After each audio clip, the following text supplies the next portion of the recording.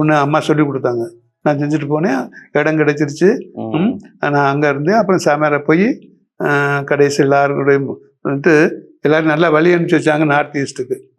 இங்கே வரும்போது தெஸ்பூருக்கு வந்த ஒருபாடு முதல் முறையாக என்னைய இங்கே பெங்டால் பக்கத்தில் ஒரு 1 மணி நேரம் இங்கே இருந்து அந்த இடத்துக்கு அனுப்புனாங்க. அங்கே ஒரு சஜஷன் ஃபாதர் இருந்தார், அவங்க பாரிஷில் என்னை அசிஸ்டண்டாக அனுப்புனாங்க. அதுக்கு முன்னாடி ஒரு வார்த்தை ஃபாதர், என் ஃபாதருடைய தேவ அழைத்தில் பார்க்கும்போது நான் எனக்கு உடனே நம்ம மரியம் யானையோடைய தேவ அழைத்தில் தான் ஃபாதர் ஞாபகம் வருது. உண்மையாலுமே நீ ஒன்றுத்துக்கு ஆக மாட்ட, சென்னையிலேருந்து வெளியே போன்னு ஒதுக்கப்பட்டவர் தான் நம்ம மரியம் யானி. அது லத்தீன் மொழி நல்லா கற்றுக்கல அப்படின்னு சொல்லிதான். ஆனால் மாதா மீது இருந்த பக்தியினால அவர் ஒரு குருவானர் ஆனார். அதன் பிறகு அவர் ஒரு செயின்ட், ஒரு புனிதர். அவர் எந்த அளவுக்கு அவஸ்தைங்கன்னு கேட்டு அந்த மக்களையெல்லாம் மனம் மாற வச்சு ஒரு மிகப்பெரிய அளவில் கடவுள் உயர்த்தினார். அதே போலதான் ஃபாதருடைய தேவ அழைத்தலும். எனக்கு ஒரு சின்ன டவுட் ஃபாதர், நீங்கள் ஃபாதர் உங்களை கேட்குறாங்க யாரெல்லாம் செமினரிக்கு போக போறீங்கன்னு. அப்போ சரின்னு சொல்றீங்க. அதுக்கு முன்னாடியே உங்களுக்கு அந்த மாதிரி ஒரு இன்ஸ்பிரேஷன் இருந்துச்சா? பாரு நம்ம போகணும் அப்படிங்கிற ஏதாவது எண்ணம் இருந்துச்சா? யாராவது ஃபாதர்ஸ் உங்களை எனக்கு எங்க அத்தை மகன் சேசவையில் இருந்தார். நிறைய பேர் எங்கள் குடும்பங்கள்லேருந்து நிறைய பேர் காஷ்மீர் ஆண்டவர் எங்கள் இதில் அவருக்கு தெரியும். லூர்து 2-3 சாமியார் எங்கள் இதில் இருந்து போது அவங்களுடைய வேலையை பார்த்து நானும் சாமியார் ஆகணும் அப்படின்னு ஒரு ஆசை வந்துச்சு. அதனால் நான் சாமியாராக போகிறதுக்கு ஆசைப்பட்டு போனேன். நீங்கள் ப்ரீஸ்ட் ஆனதுக்கப்புறம் எங்கெங்கெல்லாம் ஒர்க் பண்ணீங்க ஃபாதர்? இப்போ எவ்வளோ வருஷமாக ப்ரீஸ்டாக இருக்கிறீங்க? நான் ஒரு 55 வருஷம் ஆச்சு ப்ரீஸ்ட் ஆகி. ஜூபிலி கொண்டாடிட்டீங்க? கோல்டன் ஜூபிலி கொண்டாடிச்சாச்சு. நான் நிறையா பங்குனாக்கும் முக்கியமான பங்குல இருந்தேன். அதிக வருஷம் இருந்தேன். எனக்கு எல்லாம் முதல்ல ஆரம்பிக்க வேண்டியதாக இருந்துச்சு. நான் போனதெல்லாம் முதல்ல அசிஸ்டண்டாக உதவி சாமியாராக 2 பங்குல இருந்தேன், அவ்வளோதான்.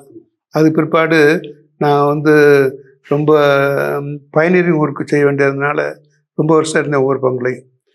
முதல் பங்கு பக்கத்தில் பெங்டால் ஒரு இது, அங்கே அங்கே தான் 2.5 வருஷம் இருந்தேன்.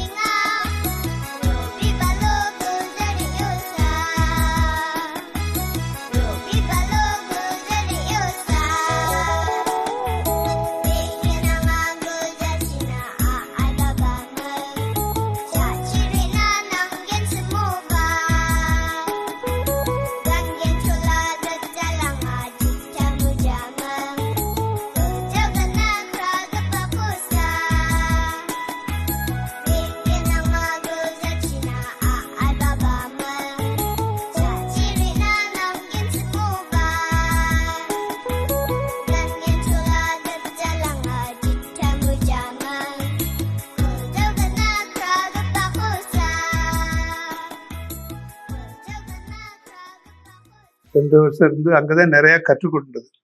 போர ஜனங்களை பார்த்தது முதல், அவங்களுடைய கலாச்சாரம் எப்படி, அவங்க எங்கே தங்கி இருக்கிறாங்க, எப்படி இருக்காங்க, அவங்க மொழி, இதெல்லாம் அங்கே தான் நான் கற்றுக்கிட்டது 2.5 வருஷம். அதனால் நான் முத போயிருக்கும் பொழுது முதல் நாள் நான் 21 நாள் நாங்கள் கிராமங்களுக்கு போய்கிட்டே இருப்போம். நதி எல்லாம் கடந்து, ஆறுகள்லாம் கடந்து, அது அப்படியே காடுகள்லாம் கடந்து அங்கே வசிக்கிற மக்களை, அது ஓரத்தில் வசிக்கிற மக்கள்லாம் பார்க்கறதுக்கு போவோம். 21 நாள் கண்டினியூஸ் போவீங்க? ஆமாம், ஒவ்வொரு நாளும் ஒவ்வொரு கிராமத்தில் இருப்போம். இப்போ சரிங்க சார், இப்போ ஒரு இடத்துக்கு போகிறீங்க, அங்கே தங்கிடுவோம். ஓ, தங்கிட்டு அங்கே எல்லாம் அவங்களோட இருந்துட்டு அவங்களோட எல்லாம் செஞ்சுட்டு ஞானஸ்நானம் கொடுக்குறது, பூசை வைக்கிறது, அவங்களுக்கு ப்ரீச் பண்ணுறது, அவங்க வீடுகள். அதனால் முதல் நாள் போகும்பொழுது எனக்கு முன்னால் உதவி சேர் போனார். முதல் நாள் 6 கடக்குறேன். அப்போதான் இதான் போட்டுட்டு தான் போகணும், அங்கி போட்டு தான் கொண்டாட்டினா போனேன். போயிருக்கும் பொழுது நடு ஆற்றுல போகும்பொழுது என்னை இழுத்துருச்சு காலை. குயிக் சாண்ட்னு சொல்லுவாங்க பொருக்கு. ஜான் அவரை கத்துனேன். அவர் என்னை தூக்கி விட்டாரு. ஒரு பெரிய அனுபவம் உங்களுக்கு. அது போயிருக்கும்போது அங்கே ஒரு சின்ன சின்ன இதெல்லாம் கட்டை மாதிரி தெரிஞ்சுக்கிட்டு இருந்துச்சு. மேலே ஒரு இங்கிட்ட அங்கிட்ட ஒரு கட்டை. அது என்னன்னு கேட்டேன். உள்ள வந்து ஒரு வந்து மாட்டு வண்டி இருக்கு அப்படின்னாரு. அங்கே வந்து நிறைய இது ஆறுகள் இருக்குல்ல, அது சில சமயங்கள்ல நிறைய இதாயிரும். தண்ணி வரி வந்து அங்க இருக்க மண்ணு கல் எல்லாத்தையும் அடிச்சுக்கிட்டு வரும் ஒரே நேரத்தில். வந்து என்ன இருந்தாலும் மூடிட்டு போயிடும். அதனால நிறைய கிராமங்கள்லாம் அது மாதிரி மூடி போயிடுச்சு. அவங்க வயல்கள்லாம் அழிஞ்சு போச்சு. அதே மாதிரி சொன்ன இது அப்படிங்க ஒரு நாள் அப்படின்னாரு. சரி, அங்கே போயிட்டு இருக்கும் பொழுது ஒரு முதல்ல வந்தாங்க ஜனங்கள்லாம் பேன் பார்ட்டி எல்லாம் வச்சுட்டு அழைக்கிறதுக்கு வந்தாங்க கோயிலுக்கு. எனக்கு வந்து நான் வந்து நம்மளாம் சின்ன பிள்ளை, இவ்வளவு ரொம்ப எனக்கு எந்த ஒரு மாதிரி இருந்துச்சு. இல்லை நாங்கள் சாமியார் யார் வந்தாலும் பண்ணுவோம், அது எங்களுக்கு அந்த நாள் திருநாள், அதனால அப்பனா இப்போ நல்லா இருக்கேன் அப்படின்ட்டு அவங்களோட போய் அப்புறம் அவங்க வீட்டிலே தங்கி இருக்கிறது. தங்கி இருந்துட்டு அப்புறம் அவங்க அடுத்த நாள் காலையில் பூசைக்கு எல்லாரும் 10 மணிக்கெல்லாம் எல்லாரும் வந்துடுவாங்க. வரும்பொழுது நல்லா ட்ரெஸ் பண்ணி அவங்க நல்லா வந்துடுவாங்க. 4 மணி நேரம் ஏறக்குறைய கோயிலில் இருப்போம். அவங்களுக்கு வந்து முதல்ல கொஞ்சம் தயார் பண்ணுறது பாவசீதத்துக்கெல்லாம், அப்புறம் கொஞ்சம் ஞானதேசம் கற்றுக் கொடுக்கறது, அப்புறம் பாவசீதனம் கேட்கறது, அப்புறம் ஞானசன் புது சில பேர் அடல்ட் பேப்ஸ்லாம் இருக்கும், அவங்களாம் ஞானஸ்தானம் கொடுத்து ஞானஸ்தானம் கொடுத்து பூசை வச்சு அப்புறம் அந்த ஒரு மீட்டிங் வைப்போம், ஒரு கூட்டம், அந்த ஊரை பற்றி எப்படி இப்படி இருக்கு, என்னென்னதா இருக்கு, எப்படி இருக்கிறீ எல்லாரும் அப்படின்னு கேட்டு எல்லாம் முடிச்சு ஒரு 3-4 மணி நேரம் எடுக்கும் ஒவ்வொரு இதுலையும். அப்புறம் போய் சாப்பிட்டு அப்புறம் ஒவ்வொரு வீட்டையும் போய் பார்க்கறது, ஒவ்வொரு வீட்டையும் போய் பார்த்து அவங்களோட பேசுறது, பேசி அப்புறம் அவங்களுடைய எப்படி வாழ்றாங்க, அவங்களுடைய வீடுகள்லாம் எப்படி இருக்கு, எத்தனை பிள்ளைங்க இருக்காங்க, எவ்வளவு நிலபுலங்கள்லாம் இருக்கு.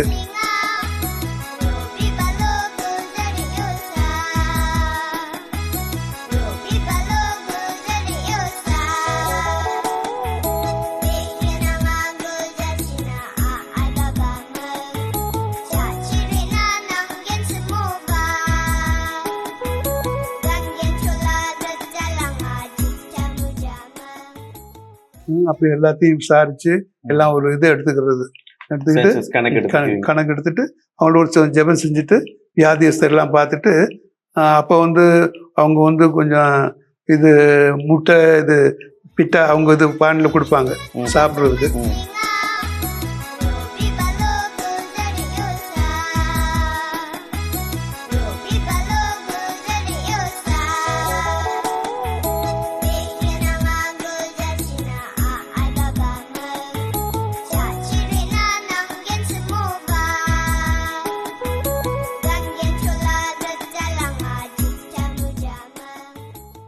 சாப்பிட்டு அவங்களுக்கு கெஜந்தான் அப்படின்னு அவங்களுடைய பாஷையில செஞ்சுட்டு அடுத்த வீட்டுக்கு போறது. ஒவ்வொரு வீட்டுக்கு போய் அந்த கிராமத்துல எத்தனை வீடு இருக்கோ அத்தனை வீட்டுக்கு போயிட்டு வர்றது, அவங்கள வந்து வந்துச்சுட்டு அப்படி பார்த்துட்டு வர்றது. அப்புறம் சாயங்காலமும் ஒரு 5 மணியை போல அந்த ஒரு 10 பேர் வருவாங்க, நம்ம அதெல்லாம் கூட்டிட்டு அடுத்த கிராமத்துக்கு கூப்பிட்டு போவாங்க. நடந்தா போகணும், எல்லாம் ஆறு கடக்கணும், பாலத்து கடக்கணும் போறது. அது மாதிரி ஒரு 21 அவங்க ஊர்கள்லாம் நதி ஓரங்கள்ல தான் இருக்கு, இல்லாட்டினா ஃபாரஸ்ட் காட்டுக்கு பக்கத்துல இருக்கு. எல்லாம் குடிசைதான் வீடு, பாம்பு இதுல செஞ்சது, மூங்கில செஞ்சது எல்லா வீடும் குடிசையா இருக்கும். நிறைய நிலங்கள் இருக்கு, பச்சையா இருக்கும், எல்லா இடத்துலயும் பசுமையா இருக்கும். அப்புறம் அதை பாக்குறதுக்கு மேல எல்லாரும் வாட்ச் டவர் இருக்கும், இது எலஃபண்ட் வரும், நிறைய யானைகள் நிறைய வரும் அது திங்கிறதுக்கு. அதனால உள்ள மேல இருந்து இருந்துகிட்டு அப்படியே ஒரு தீப்பந்த மாதிரி காட்டி அதை தடுத்துறது. அது நிறைய சில பேர் இறந்து போயிருக்காங்க.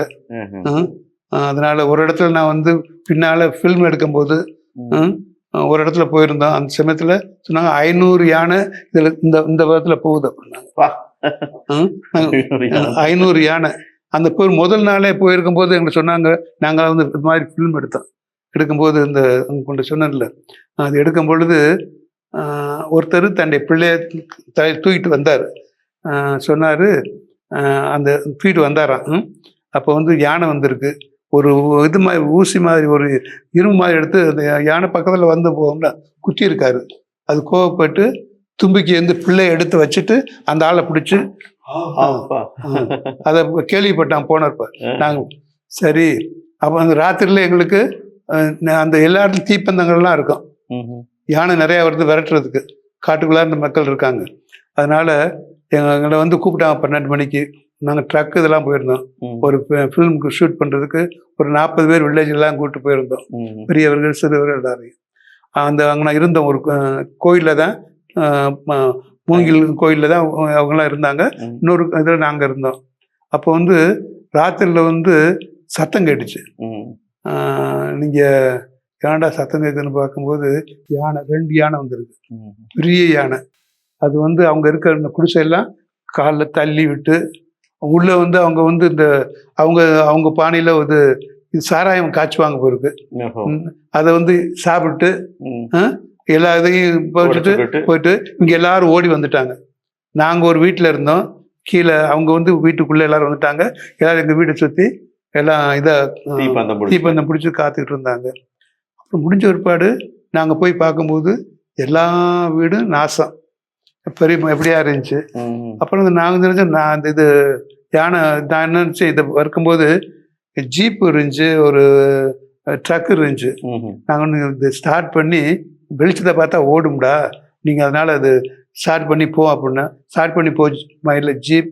அப்புறம் இது யானை வந்து ஒரு 10-12 அடி இருக்கும் உயரம். இப்படி ஒரு பாதிச்சு, லைட்டாக பாதிச்சு, 2 தடவை பாதிச்சு, பாதி திரும்பி 3 தடவை ஓடிச்சு. ஓடும் பொழுது இங்கே ட்ரக் போனால் அவங்க ஓடியே போயிடுச்சு.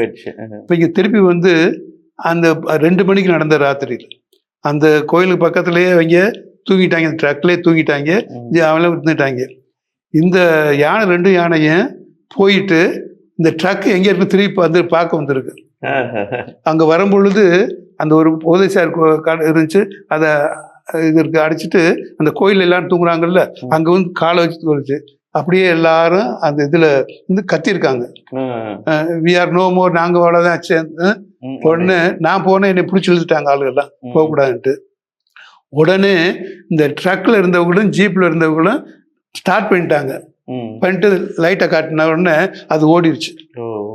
அப்போ நாங்கள் போய் அவங்களெல்லாம் எல்லாரும் எல்லாம் இது வீட்டு அவங்க மேலே இருக்கு கூரை, ஒவ்வொருத்தரையும் பிடிச்சி இழுத்து அடுத்த நாள் நாங்கள் வந்துட்டோம், புறப்பட்டு வந்துட்டோம். அது யானையுடைய ஒரு இது எங்கே பார்த்தாலும். அப்புறம் இந்த யானை நான் ஒரு கிராமத்துக்கு இன்னொரு கிராமம் போகும்போது அந்த யானையுடைய இது சாணி இவ்வளவு பெருசா இருக்கும்.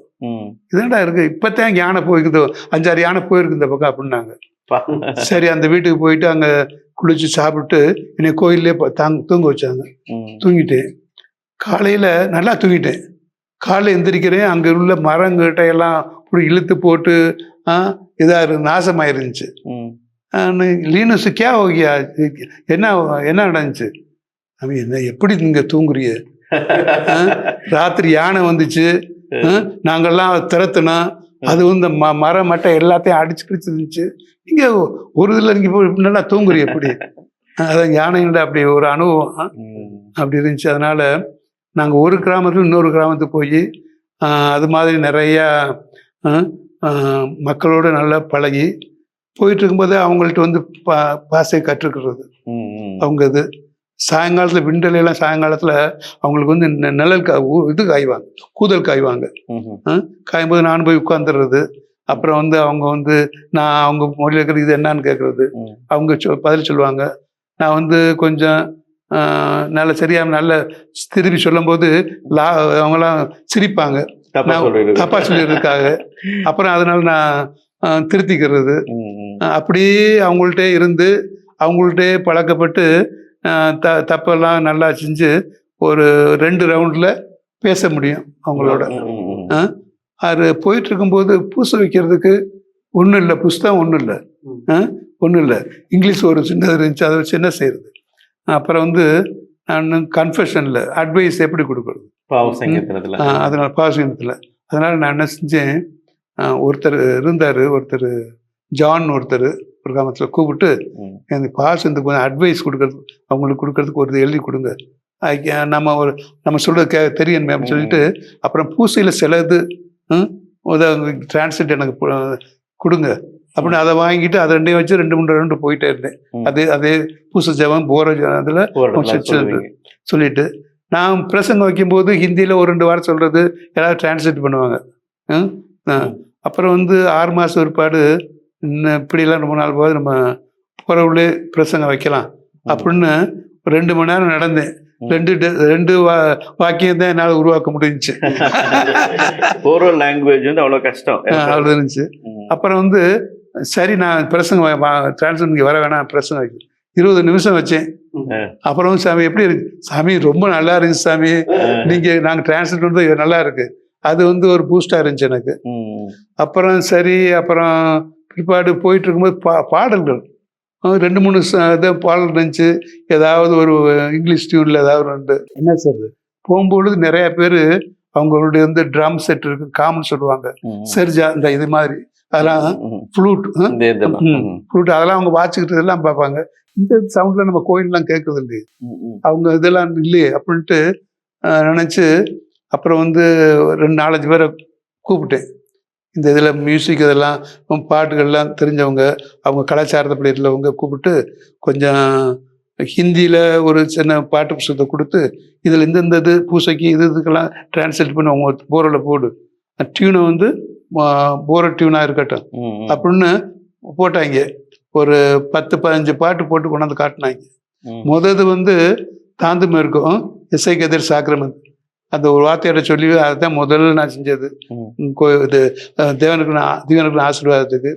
அப்புறம் நொக்ராணி மொஹராணி அது இந்த ஆகஸ்ட் 15க்கு ஆமாம் அந்த அம்மா மேலே பாட்டு பாடி அன்னைக்கு மாதா பாட்டு பாட்டு இவங்க நிறையா பாட்டு போடவும் அதையெல்லாம் ரெக்கார்ட் பண்ணி அவங்களுக்கு இந்த ஒரு அக்டோபர் மாதத்தில் ஒவ்வொரு வருஷமும் உபதேசியார்களுக்கு ஒரு இது செமினார் நடக்கும், ஒரு இது கருத்தரங்கு.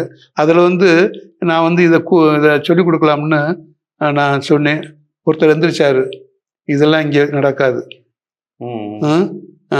இது இந்துக்கள் மத்தியில் அவங்க இதில் மத்தியில் நடக்கிறது, இந்த பாட்டு இந்த டியூன்லாம் இதை இங்கே கொடுக்கக்கூடாது. சரி, இதுலேயும் கொஞ்சம் நல்லது இருக்குது, கடவுளை வணங்குறது மாதிரி நல்லா இருக்குது, அதை மாத்திரம் கொஞ்சம் படிக்கட்டும். சரி. அப்புறம் 2 தடவை சொன்ன பிற்பாடு எல்லாரும் நல்லா அதிலே எல்லாரும் படிக்க ஆரம்பிச்சிட்டாங்க, பாட ஆரம்பிச்சாச்சு. அப்புறம் இதை இவங்களை கூட்டிக்கிட்டு ஒவ்வொரு கிராமமாக போய் நாங்கள் எத்தனை இது சைக்கிள் பண்ணி ஒரு சின்ன புஸ்தகம் போட்டேன், கத்தாங்குதங்கனி மிட்டாய் முதல்ல. அந்த புஸ்தகத்தை இவங்களை எடுத்துட்டு ஒவ்வொரு கிராமத்துக்கு அவங்கள சொல்லிக் கொடுத்துட்டே போகிறது. 2 தடவை சொல்லிக் கொடுத்தா அவங்க தானே அது பழகிட்டாங்க. கடைசியாக என்கிட்ட முதல்ல ஒருத்தர் இங்கே எங்கள் கோயிலெலாம் கூடாதுன்னு சொன்னார்ல, அவங்க கிராமத்துக்கு போனேன். பூசை வச்ச ஒருபாடு இந்த பாட்டை கொஞ்சம் அவங்க இந்த பசங்க கற்றுக்கணும். நான் கோயிலில் உள்ள இந்த பாக்கு மரத்துக்கு அடியில் அது கற்றுக்கலாம் முடிச்சுக்கிட்டு அப்புறம் ஒரு 6 மாதத்துக்குள்ள எல்லாம் பழகிட்டாங்க. அவங்க இதிலே பாணியில் அவங்க ட்ரம் வச்சு அவங்க வச்சு பண்ண ஆரம்பித்தாங்க.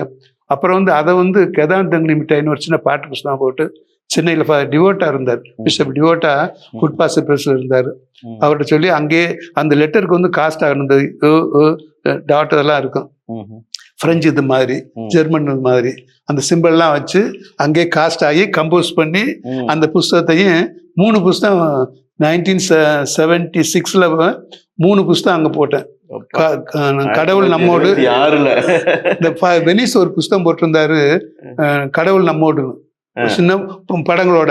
அவர்கிட்ட ஃபோல்டர்லாம் வாங்கி இங்கே டிரான்ஸ்லேட் பண்ணி அதை சென்னையில் பிரிண்ட் பண்ணி அது ஒன்று.